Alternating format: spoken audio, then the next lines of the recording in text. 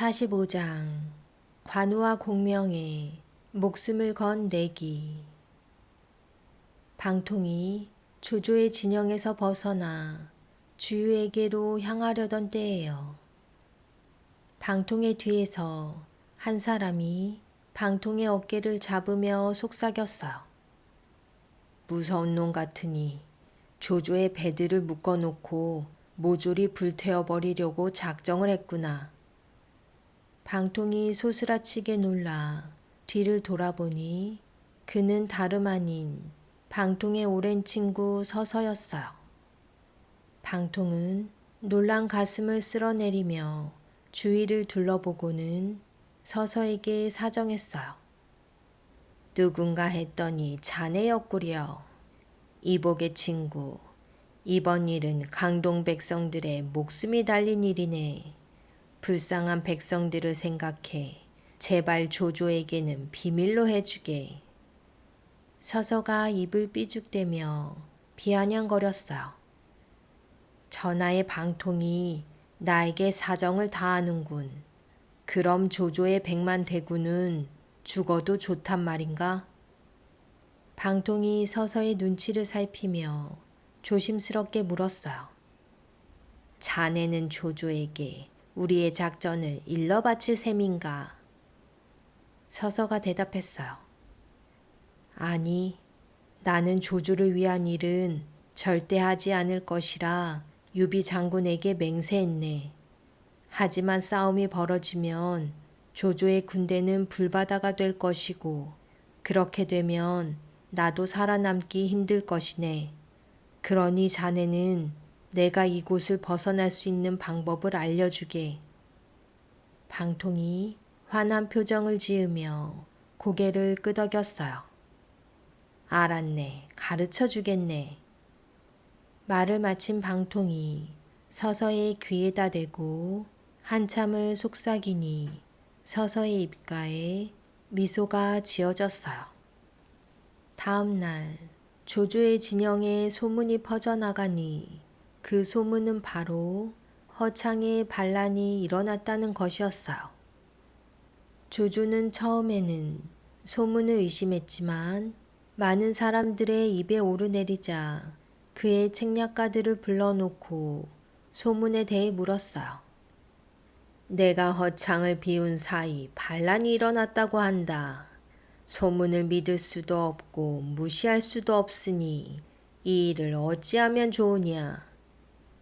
조조의 물음에 냉큼 대답하는 자가 있으니 바로 서서였어요. 그동안 장군의 은혜를 입었지만 갚을 길이 없어 고민이 많았습니다. 저에게 군사를 주시면 허창으로 가 반란을 진압하고 오겠습니다. 서서를 믿고 있던 조조는 그의 말대로 군사 3,000명을 주어 허창으로 보냈어요. 하지만 서서는 조조의 진영을 벗어나는 즉시 군사들을 고향으로 돌려보내고 자신은 평생 깊은 숲속에 숨어 살며 다시는 세상 밖으로 모습을 드러내지 않았어요. 이것이 바로 방통이 서서에게 알려준 계책이었어요. 양자강에는 조조의 군사들이 쇠사슬로 연결된 50척과 100척의 배 위에서 군사훈련을 받고 있었어요. 그날따라 유난히 바람이 세차게 부니 뱃머리에 꽂은 깃발들이 당장이라도 찢어질 듯 사방으로 펄럭였어요. 하지만 일렁이는 물결에도 조조의 배들은 조금도 흔들리지 않으니 조조의 입가에 미소가 지어졌어요. 하늘이 나를 돕지 않으면 내가 어찌 이리 봉추의 계책을 얻을 수 있었겠느냐. 배들을 서로 묶어 놓으니 이곳이 강인지 육지인지 모르겠구나. 조조의 말에 조조의 부하 한 장수가 조조의 눈치를 살피며 조심스럽게 입을 열었어요. 배가 흔들리지 않은 것은 좋지만 만약 적들이 불로 공격한다면 우리의 피해가 크지 않겠습니까? 한장수의 물음에 조조는 배를 움켜잡고 낄낄거리며 웃었어요. 무식한 소리. 모름지기 불이라는 것은 바람을 타지 않으면 아무짝에도 쓸모없는 법이다. 지금은 겨울이라 북서풍이 분다. 만약 적들이 불로 공격한다면 적들이 쏜 불화살은 바람을 타고 거꾸로 날아가 자신들의 몸에 붙을 것이다. 내가 그것도 생각하지 못했겠느냐. 한장수는 조조의 말에 감탄했어요. 완벽하게 준비를 갖춘 조조의 군대는 이제 공격만 하면 되는 일이었어요. 한편 주유는 깊은 고민에 빠졌어요. 모든 준비가 되었지만 단 한 가지 바람의 방향이 나빴던 거예요. 조조의 말처럼 불로 공격했다간 오히려 꼼짝없이 당할 판이었어요. 방법을 찾지 못하고 고민에 빠져있는 주유에게 공명이 찾아왔어요. 공명이 말했어요. 장군의 얼굴빛이 안 좋아 보입니다. 주유가 이마를 찌푸리며 대답했어요. 준비가 모두 끝났으나 바람의 방향 때문에 공격을 못하고 있습니다. 요즘 같은 겨울에는 북서풍이 분다는 것을 미처 생각하지 못했습니다. 이번 작전은 처음부터 잘못된 것이라는 생각이 들어 고민입니다. 국명이 차분한 목소리로 대꾸했어요. 나는 세찬 바람과 비를 부르는 재주가 있습니다. 장군께서 동남풍을 원하신다면 남병산에 높은 제단을 세우고 깃발을 들고 있을 군사 120명을 준비시켜 주십시오. 그러면 제가 제단 위에 올라 정성껏 주문을 외워 3일 동안 동남풍을 불도록 하겠습니다. 주유가 대꾸했어요. 3일이 아니라 단 하루만이라도 동남풍이 불어준다면 조조군을 모두 불태워버릴 수 있습니다. 국명이 고개를 끄덕이며 말했어요. 알겠습니다. 그렇다면 11월 20일에 바람을 일으켜 11월 22일에 멎도록 하겠습니다. 동남풍이 부는 즉시 공격을 해야 할 것이니 어서 준비를 서두르십시오. 국명의 말에 어리둥절해진 주유는 일단 군사들을 준비시켰어요. 주유는 20척의 돌격선을 준비해 뱃머리에 못을 거꾸로 박아 적들의 배와 부딪히면 못이 박혀 떨어지지 않도록 했어요. 그러고는 배 안에 마른 풀과 장작을 가득 싣고 그 위에 기름을 부은 후 푸른 천을 덮어 가려두었어요. 주유는 이 돌격선들을 앞세워 조조의 군대와 맞붙게 한 다음 조조의 배에 불을 지를 계획이었던 거예요. 마침내 11월 20일이 되었어요. 아침 일찍 공명은 찬물에 깨끗이 목욕을 한 후 하얀 도포를 걸친 다음 머리를 온통 풀어헤치고 제단을 향해 나아갔어요. 공명이 엄숙한 목소리로 군사들에게 명령했어요. 너희들은 무슨 일이 있어도 자리를 지켜라. 서로 말을 해서도 안 되며 허튼 소리를 내거나 몸을 움직여서도 안 된다. 내 말을 어기고 쓸데없는 짓을 하는 자는 그 자리에서 목을 벨 것이니 모두 명심하거라.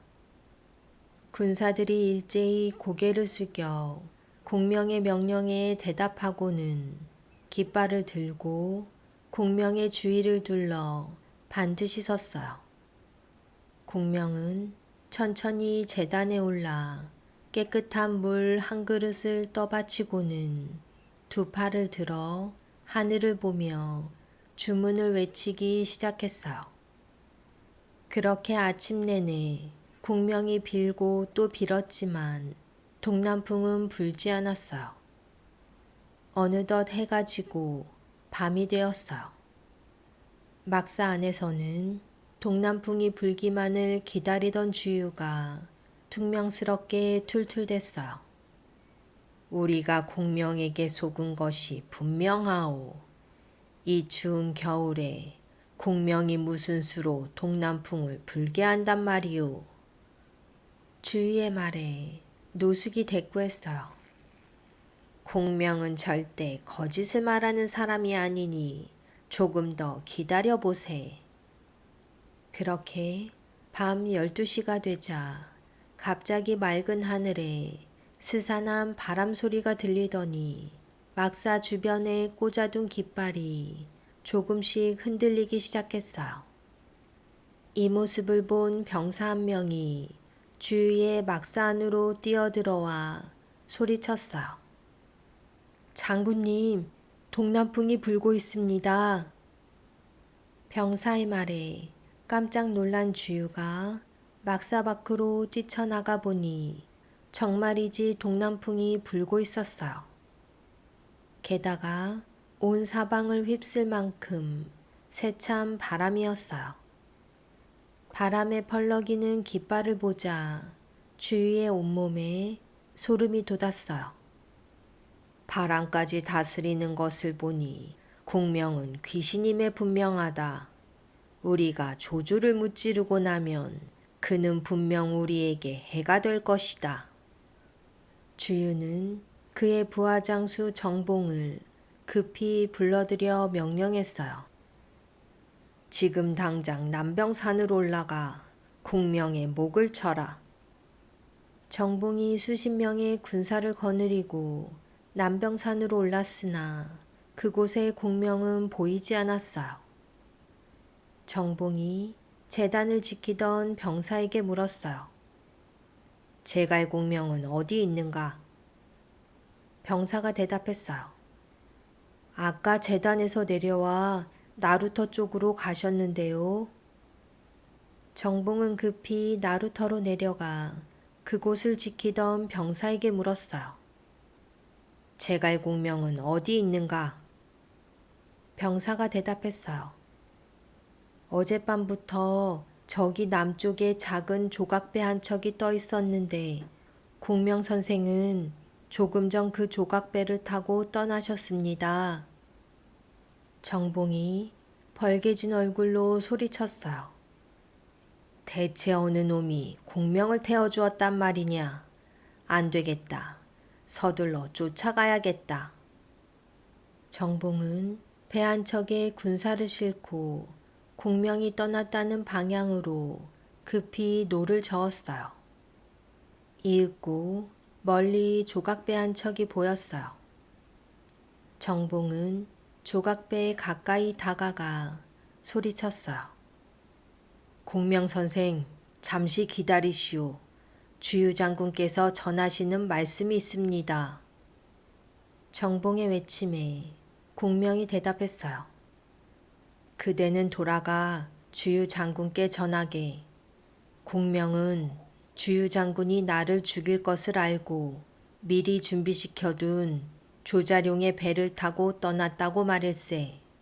이제 기다리던 동남풍도 부니 나를 죽일 생각보다는 싸움이나 잘하라고 전하게.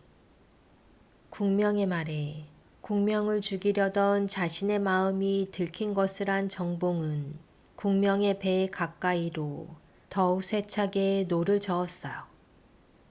그때였어요. 싱!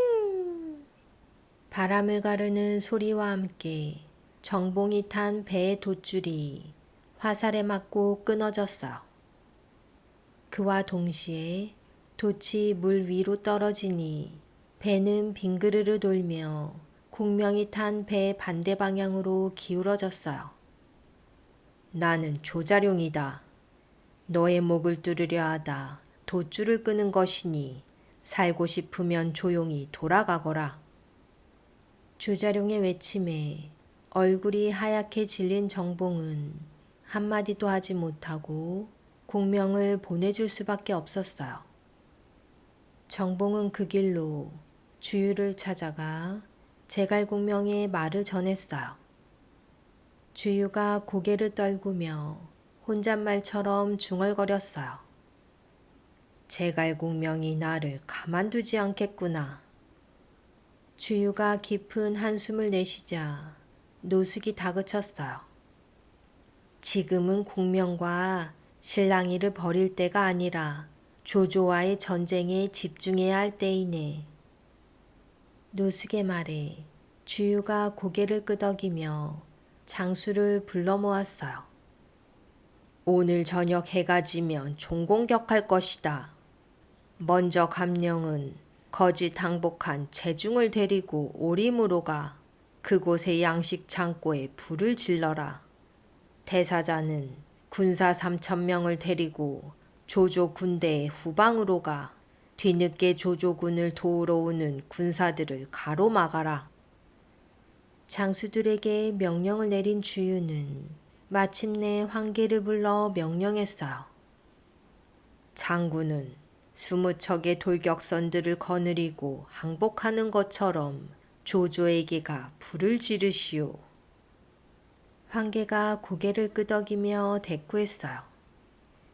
알겠습니다. 그러면 지금 당장 조조에게 오늘 밤 항복하러 가겠다는 편지를 보내겠습니다. 그 시각 학으로 돌아온 공명은 모든 장수를 불러 모아 명령을 내렸어요. 조자룡은 군사 3,000명을 거느리고 오림의 산골짜기에 숨어 있다가 오늘 밤 12시에 도망쳐 오는 조조군을 공격하시오. 장비 장군은 군사 3,000명을 거느리고 호로곡에 숨으시오. 내일 낮에 조조가 그곳에서 밥을 지어 먹으려 불을 피울 것이니 장군은 그 연기를 보고 조조를 공격하면 됩니다. 미축은 군사 3,000명을 거느리고 배를 타고 강을 돌아다니며 도망쳐오는 조조의 군사들을 사로잡고 그들의 무기를 빼앗으시오. 유기 장군께서는 군사를 거느리고 나루터에서 기다리다 도망쳐오는 조조의 군사들을 사로잡으시오. 수많은 조조의 군사들이 그쪽으로 도망칠 것입니다. 공명이 말을 마치자 아무런 명령도 받지 못한 관우가 물었어요. 공명 선생은 어찌하여 나에게는 아무런 지시도 하지 않습니까? 공명이 입가에 미소를 지으며 대답했어요. 관우 장군에게도 중요한 임무를 맡기고 싶었으나 장군의 마음이 흔들릴까 걱정되었기 때문이요. 관우가 엄숙한 표정으로 물었어요. 중요한 임무라니 그것이 무엇이요? 나는 마음이 흔들려 이를 그르칠 사람이 아니니 어서 말해 주시오. 공명이 대답했어요. 조조는 분명 화영도로 도망칠 것이오. 나는 관우 장군에게 화영도를 지키게 하고 싶으나 장군은 지난날 조조에게 은혜를 입은 몸이라 아무래도 그를 살려줄 것 같아 그것이 걱정이오. 공명의 말에 관우가 두 주먹을 불끈 쥐고 다짐했어요. 걱정 마시오. 내가 만약 조조를 놓아준다면 그때는 내 목을 내놓겠소. 하지만 공명은 고개를 가로저었어요. 그렇다면 각서를 쓰십시오. 관우는 조조를 놓아주면 처벌을 받겠다는 각서를 쓰고는 공명을 향해 물었어요. 만약 조조가 그쪽으로 오지 않으면 어찌하시겠소? 관우의 물음에 공명이 입가에 미소를 지으며 대답했어요. 그땐 내 목을 내놓겠소. 그렇게 제갈공명과 관우의 내기가 시작되었어요. 두 사람 중 한 사람은 반드시 죽어야 하는 내기였어요. 관우 장군은 화용에 이르는 길에 들어서거든 주변의 높은 산에 올라 나무와 풀을 벤 후 그것을 불태워 연기를 내십시오. 그러면 조조가 그것을 보고 장군을 찾아올 것입니다. 공명의 말에 관우는 고개를 갸웃거리며 군사들을 이끌고 화용도로 떠났어요. 이 모습을 가만히 지켜보던 유비가 공명에게 말했어요. 조조가 관우 동생을 극진히 대접해 관우는 늘 조조의 은혜를 잊지 못하고 있으니 관우 동생의 마음이 흔들릴까 걱정이요. 공명이 빙그레 웃으며 유비를 안심시켰어요. 걱정 마십시오. 관우 장군을 보낸 데에는 다 이유가 있습니다. 어젯밤 하늘을 살펴보니 조조의 운세가 다하지 않았습니다. 게다가 조조가 죽는다고 해서 우리에게 좋은 것은 없으니 이번 기회를 통해 관우 장군에게 조조에 대한 은혜를 갚게 해주는 것도 좋을 것입니다. 공명의 마음 씀씀이에 화들짝 놀란 유비는 벌어진 입을 다물지 못하고 크게 감탄했어요. 어느덧 해가 지고 어둠이 찾아왔어요. 주유는 채화를 불러 자신의 앞에 무릎을 꿇게 하고는 군사들에게 명령했어요. 지금 당장 저놈의 목을 쳐 깃대에 꽂아라. 주유의 명령에 소스라치게 놀란 채화가 온몸을 부르르 떨며 물었어요. 장군, 어찌 나를... 주유는 매서운 두 눈으로 채화를 노려보며 말했어요. 나는 처음부터 네 놈이 접자라는 것을 알고 있었다. 이제 네 놈은 쓸모없어졌으니 죽어야겠다. 주유의 말에 채화가 바드득 이를 갈며 대꾸했어요. 접자가 나뿐인 줄 아느냐? 네 놈의 부하장수 황계 또한 조조에게 항복하고 충성을 바쳤다. 채화의 말에 주유가 고웃음을 치며 속삭였어요. 그것이 내가 시킨 일이라는 것을 알면 네 놈은 참으로 억울하겠구나. 채화의 두 눈이 휘둥그레졌어요. 그렇게 채화의 목은 달아났고 그와 동시에 출동 명령이 떨어졌어요. 총 공격이다. 강동의 군사들은 역적 조조를 무찔러 전하를 바로 세워라. 양자강 위로 주유 군사들을 가득 실은 배들이 새까맣게 떠올랐어요. 그중 뱃머리에 하얀 수염을 흩날리며 칼을 든 장수가 있으니 바로 황계였어요. 세찬 바람과 함께 강동의 수백 척의 배들은 조조의 진영으로 빠르게 다가가고 있었어요. 강동의 군대가 기습 공격해 온다는 보고를 받은 조조는 언덕 꼭대기에 올라 양자강을 바라보며 적들이 다가오기만을 기다렸어요. 잠시 후 멀리서 새까맣게 떠내려오는 배를 뒤로하고 20척의 배가 앞서 조조의 진영으로 다가오니 배에서 높은 곳에 황계라고 쓰여진 깃발이 바람에 펄럭이고 있었어요. 황계가 항복하러 오는구나. 이것은 분명 하늘이 나를 돕는 것이다. 조조가 호탕하게 웃으며 말하자 조조의 책략가 순유가 얼굴을 일그러뜨리며 중얼거렸어요. 그런데 이상합니다. 황계의 배가 빈 배처럼 쏜살같이 물길을 따라 다가오니 어딘가 이상해 보입니다. 순유의 말 한마디에 조조의 정신이 번쩍 들었어요. 어서 가서 황계의 배를 막아라. 황계의 배를 세우고 그 안을 살펴보아라. 조조의 말이 끝나기가 무섭게 문빙이란 장수가 작고 날렵한 배의 열척을 거느리고 황계에게 다가가 소리쳤어요. 조조 장군의 명령이니 황계는 당장 돛을 내리고 멈추어라. 문빙의 외침에도 황개는 멈추지 않았어요. 문빙이 황개를 향해 다시 한번 소리치려 할 때였어요.